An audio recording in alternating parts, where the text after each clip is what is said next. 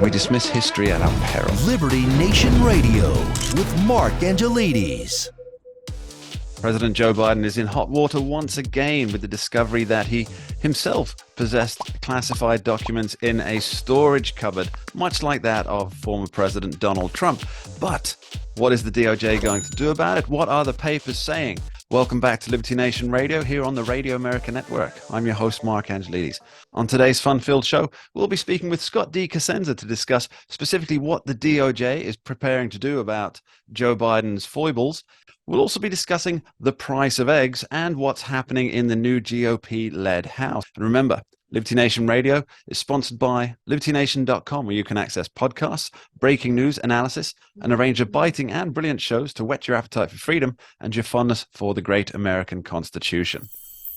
It appears President Joe Biden has been found with his hand in the classified documents cookie jar, as it were. Now, is this a Winnie the Pooh faux pas, or is it something more serious? We are very fortunate to have with us on our first segment today, Liberty Nation's legal affairs editor, man about town, general connoisseur of all things wonderful, and host of the excellent Uprising podcast, Mr. Scott D. Cosenza.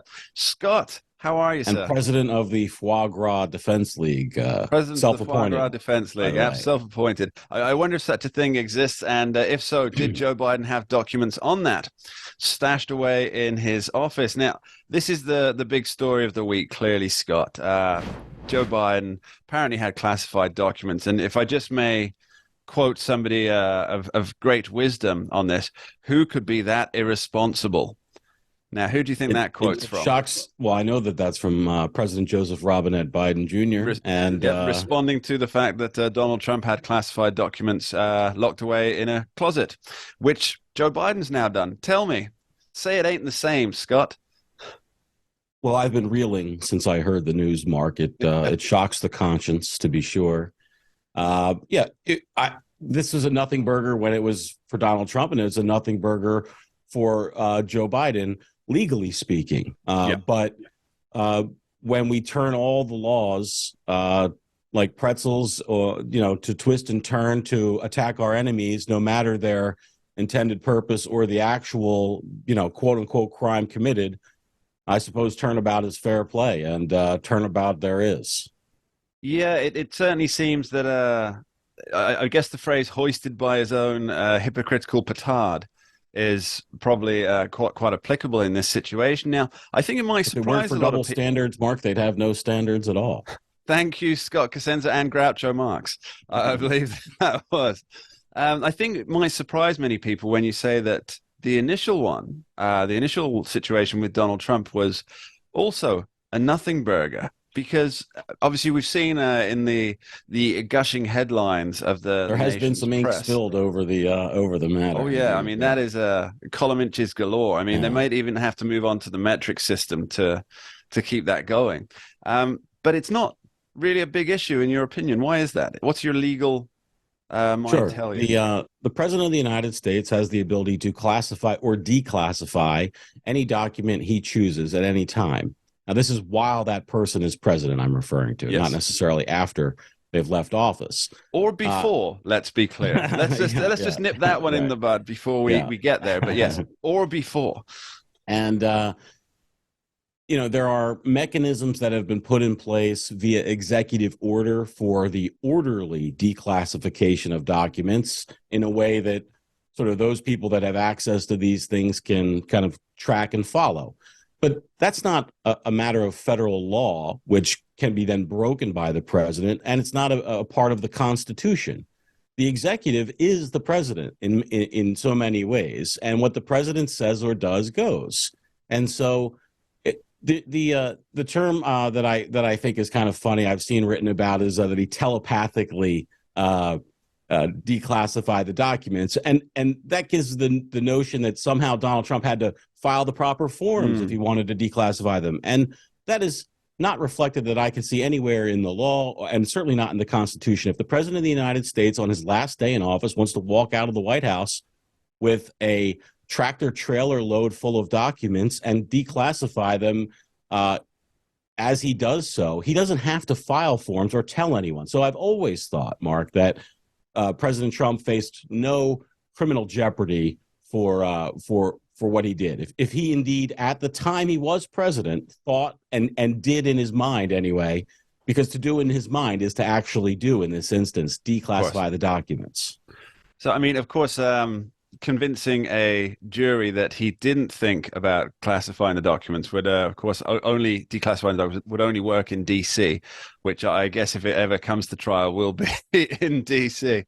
Now, so with that I wouldn't in mind, bet on that, by the way. yeah, with that in mind, what I guess what the question then becomes is, has Biden made a rod for his own back by insisting that the sheer irresponsibility of having these classified documents by Donald Trump was of grave importance? And now that he's been found to do the same thing, it'd be very difficult for him to put forward the legal analysis as you have just done.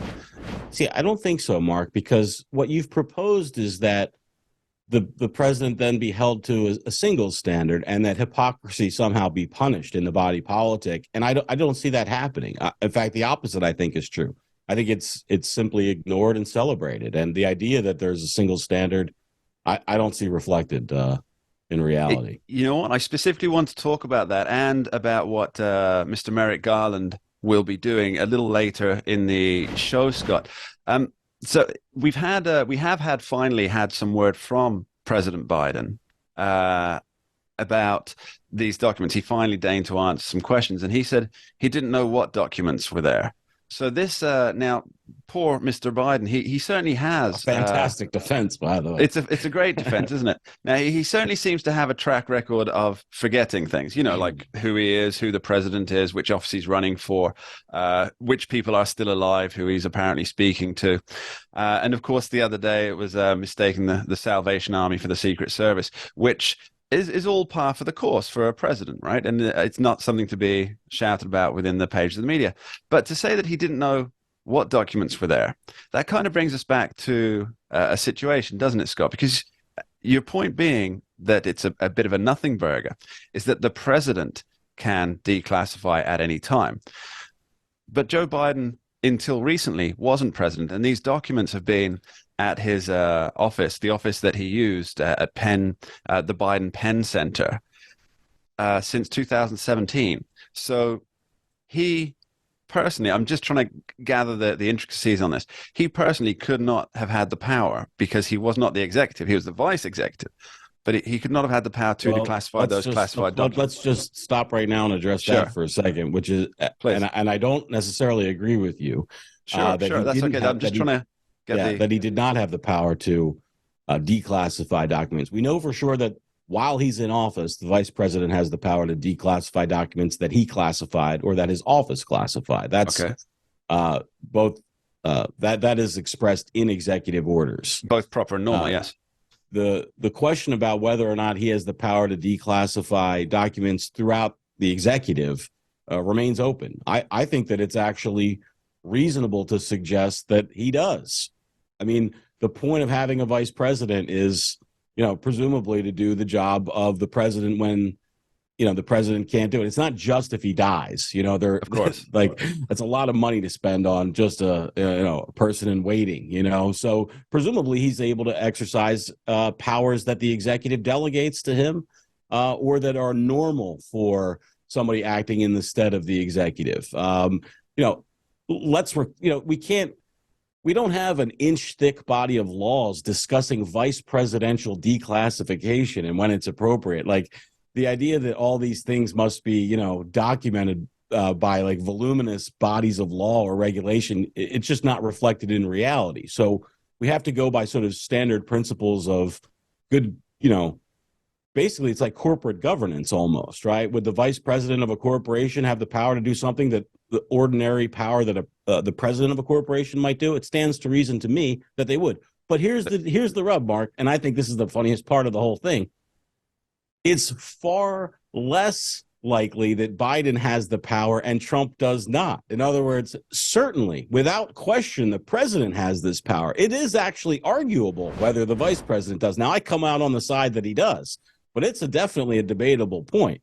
And so I suspect we're going to see the opposite reflected in in major news stories of the day, though. As is already happening. And we're speaking with Scott DeCosenza on the classified document Are All the Political Rage. And we'll be back with Scott discussing what's good for the Democrat goose. I think you know the rest. We'll be right back after this short break. We dismiss history at our peril. Liberty Nation Radio with Mark Angelides. Entertaining, informative, and just plain fun. Watch Liberty Nation's The Conservative Five, produced by conservatives for conservatives. C5's The Left-Free Zone, hosted by Liberty Nation's Lisa K. Donner, joined by a raucous, irreverent panel of authors, deconstructing leftist narratives, debating the hot topics, and remembering to laugh. Join the official conservative safe You only space. did that to piss Jeff off. Liberty Nation's The Conservative Five.